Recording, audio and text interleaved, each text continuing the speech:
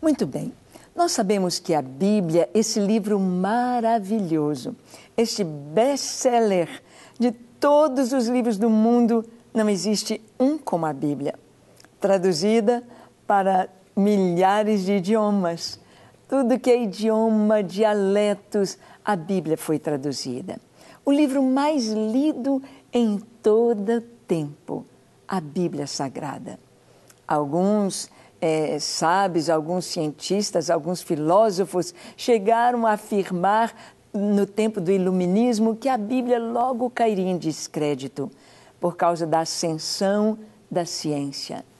Mas a Bíblia caminha lado a lado com a verdadeira ciência. A Bíblia jamais foi desmentida, ela é a palavra de Deus. A Bíblia levou-se 1.500 anos para produzi-la.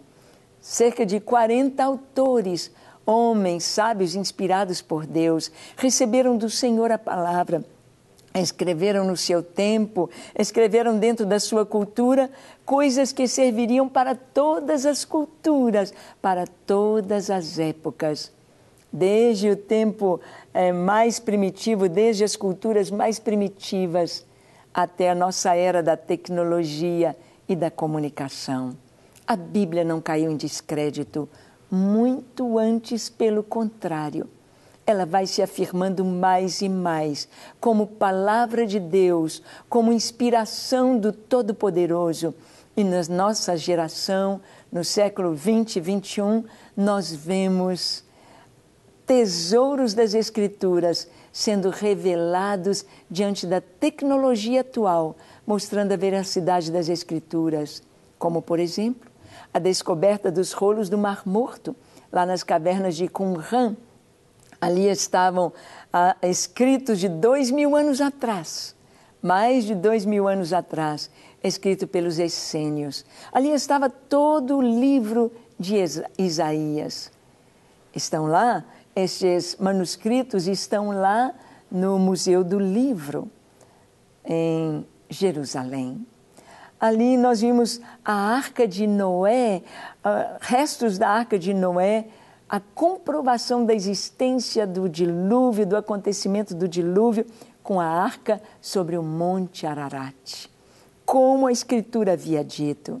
Vimos arqueólogos mergulhando no Mar Vermelho e encontrando a passagem das terras do Egito, a saída do Egito para a Arábia, o lugar onde Moisés atravessou com o povo, onde as águas se abriram e onde o exército de Faraó foi totalmente aniquilado. Comprovações arqueológicas. As comprovações arqueológicas a respeito de Jesus são encontradas dia após dia em Jerusalém, em Israel, nas terras da Galileia, na Judéia.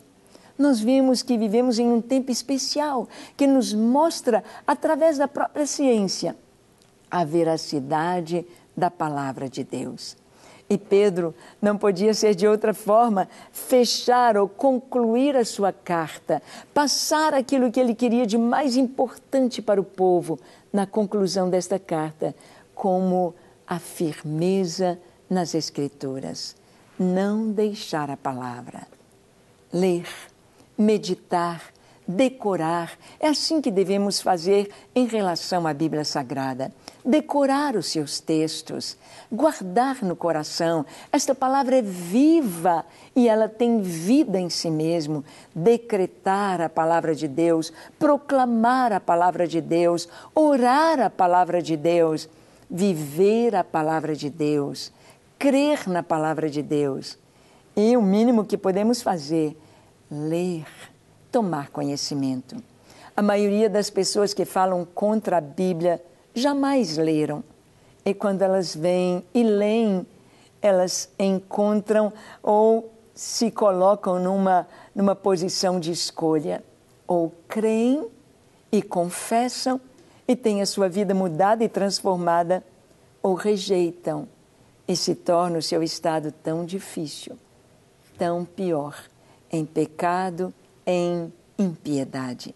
Vamos ver o que Pedro diz terminando esta carta. 2 Pedro capítulo 3 de 15 a 18.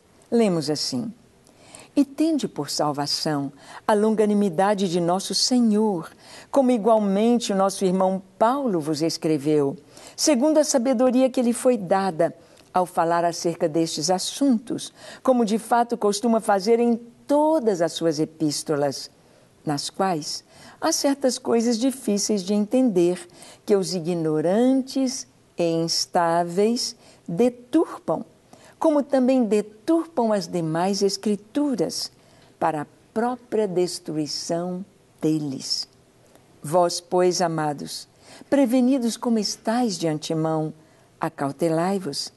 Não suceda que, arrastados pelo erro desses insubordinados, descaiais da vossa própria firmeza. Antes, crescei na graça e no conhecimento de nosso Senhor e Salvador, Jesus Cristo. A Ele seja a glória, tanto agora como no dia eterno. Que texto maravilhoso! Que palavra linda Pedro nos traz. Ele disse aqui: tende por salvação a longanimidade de Deus, a paciência de Deus, a bondade de Deus em esperar o nosso arrependimento, em aguardar. Há pessoas que já tiveram tantas chances, tantas chances. Eu me lembro de ter conhecido um senhor lá no Mato Grosso, quando nós moramos na cidade de Rondonópolis. Aquele senhor, desde a infância, ele teve pelo menos 3 experiências de ser salvo da morte de maneira miraculosa. Uma vez ele estava no trem, viajando com a mãe, era garoto de 7, 8 anos, e ele disse para a mãe: vamos ver os outros vagões, vamos no vagão de primeira classe. E a mãe: não, meu filho, não, fique aqui. Oh, mãe, vamos comigo, insistiu.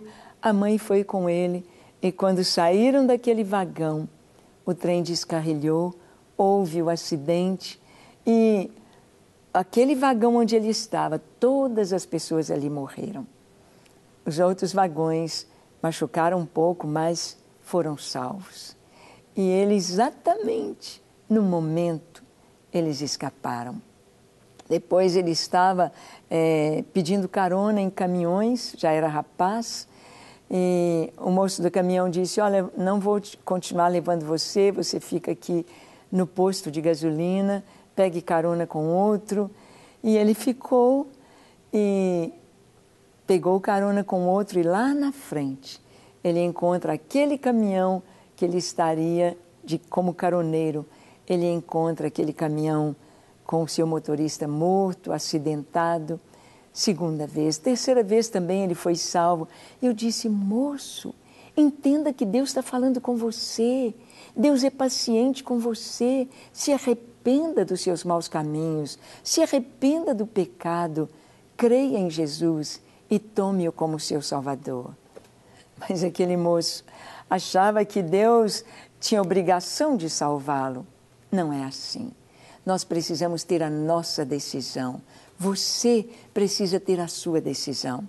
Você precisa entender que Deus é longânimo. É o que diz aqui. Tende por salvação a longanimidade de Deus. Ele espera, ele aguarda. Mas Pedro diz aqui que Paulo, o apóstolo Paulo, fala sobre essa longanimidade, fala sobre este assunto, fala sobre a escolha de Deus, a escolha do homem. Paulo fala sobre a vinda de Jesus. E Pedro disse: tem muitos incautos, tem muitas pessoas instáveis, ignorantes, que deturpam a palavra de Deus. Sim, há pessoas que torcem as Escrituras. Isto aí é o que o diabo está acostumado a fazer. Foi assim que ele tentou Jesus, torcendo as Escrituras. Foi assim que ele tentou Eva, ali como serpente. Ele disse: é verdade que Deus disse que vocês não podem comer nenhum fruto de nenhuma árvore. Ela disse: não, só dado o conhecimento do bem e do mal, não podemos nem tocar. Deus não tinha dito que não podia tocar, apenas que não podia comer. O inimigo deturpa a palavra de Deus. Quem sabe? Ele tem deturpado na sua vida. Quem sabe você tem entendido tudo tão erradamente, tem dado ouvidos a seitas, heresias, a religiões, a coisas que acusam a palavra de Deus. Mas se você se colocar diante da palavra de Deus, pedindo ao Espírito Santo para te ensinar, pedindo ao Espírito Santo para falar com você, Ele é o autor da Bíblia. Ele vai te levar ao caminho, aos pastos verdejantes, às águas tranquilas. Ele vai te levar à cruz, a conhecer Jesus e a ser salvo. Pode ter certeza disso. E Pedro diz: vós, porém, amados, prevenidos de antemão, sabendo que o inimigo tenta, sabendo que o inimigo deturpa a palavra, não suceda que, arrastados por estes erros, arrastados por essa insinuação maligna na sua mente, você possa descair da sua firmeza. Eu e você precisamos de firmeza na nossa fé, firmeza nas Escrituras, estarmos firmes, olhando, como diz Hebreus, firmemente para o autor e consumador da fé, Jesus, olhando firmemente para Ele, lendo a Escritura, crendo na Escritura, firmemente, sem desviar nem para a direita, nem para a esquerda, crendo no Senhor. Antes, crescei na graça e no conhecimento do Senhor. Esta é a vontade de Deus para você. Cresça na graça, naquilo que Deus tem lhe dado, naquilo que Deus tem te oferecido, naquilo que Deus tem te ensinado. Cresça no conhecimento do Senhor. Conheça mais Jesus. Conheça. Nós podemos conhecê-lo através da comunhão com Ele, da oração, da adoração, da leitura da palavra. Podemos conhecer Deus. Você quer conhecê-lo mais? Vamos ler mais a Bíblia? Vamos orar agora? Eu te convido. Feche os seus olhos. Curve a sua fronte. Se for possível, se ajoelhe. Ore comigo dizendo assim: Senhor, como eu preciso de Ti, como eu preciso Te conhecer, como eu desejo Te conhecer, como Tu me conheces. Nesta hora eu me entrego a Ti, com tudo que sou, com tudo que sonho, com tudo que tenho. Senhor, eu me entrego em Tuas mãos.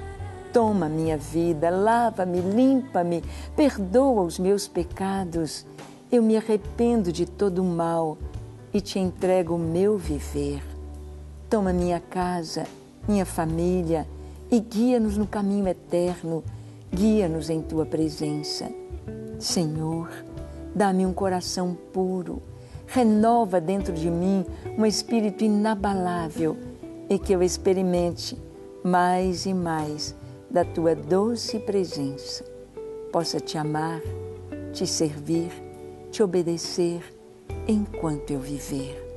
Recebe-me com tudo que sou e que tenho. Amém. Senhor, as pessoas que nos assistem e oram conosco, alcance-as com a Tua bênção de paz, paz em cada lar, Tua bênção de cura, cura para cada enfermo, Tua bênção de suprimento para as necessidades, para cada um que crê e confia em Ti, Tua bênção de livramento para aqueles que estão vivendo momentos tão difíceis, Tua bênção de libertação para aqueles que estão oprimidos pela droga, pelo álcool, pela prostituição, pelas perversões sexuais, sejam livres, libertos, em nome de Jesus. Amém, amém e amém. Graças a Deus. Tome posse da bênção do Senhor. Vive em alegria, aguardando a vinda de Jesus, firmado nas Escrituras. E até o nosso próximo encontro. Não quer ficar um segundo por fora da nossa programação? Agora você pode nos acompanhar através das plataformas digitais. queridos amigos e amigas, preciosos irmãos e irmãs. Não perca tempo. Acesse, curta e siga-nos. Fique por dentro de tudo o que acontece aqui. Rede Super, inspirando você.